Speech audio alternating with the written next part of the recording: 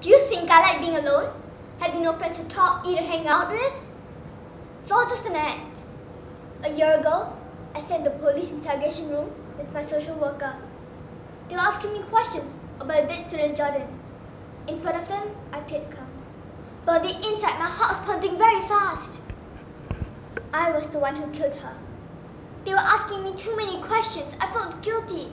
I began to stutter my words. Sweat began to drip down from my forehead. And I began to shiver in fear.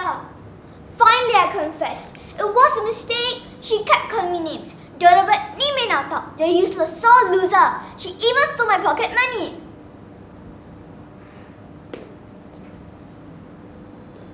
I had only meant to scare her off with that one punch to the face. Joanna fell and hit her head on the concrete floor of the classroom. After that, all I could hear was the ring of two words: manslaughter. Next thing I know, I was the newest resident at the girls' home. It was a terrible place to be. You only get 3 short meals to eat, and there's screaming and shouting everywhere. Now and again, we were assembled to witness a caning. Lewis Cole, she was the only sergeant I was afraid of. She gave me a caning I will never forget. It was lunch. I stood in line with my stained yellow tray, eager to collect my favorite turkey drumstick. Just as I reached up to collect my plate of food, I found myself falling. A sudden pain in the back of my head. I looked up to see 4 familiar faces laughing at me. They were friends of Jordan.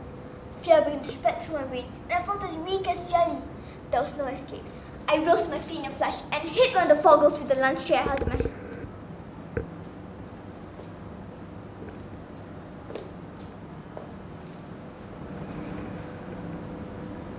That only attracted the attention of Sergeant Lewis Cole. After that, I was released and I came here. I've been a hard-working and attentive student, and most importantly, I've been keeping out of trouble. Sometimes it's just easier to keep to myself.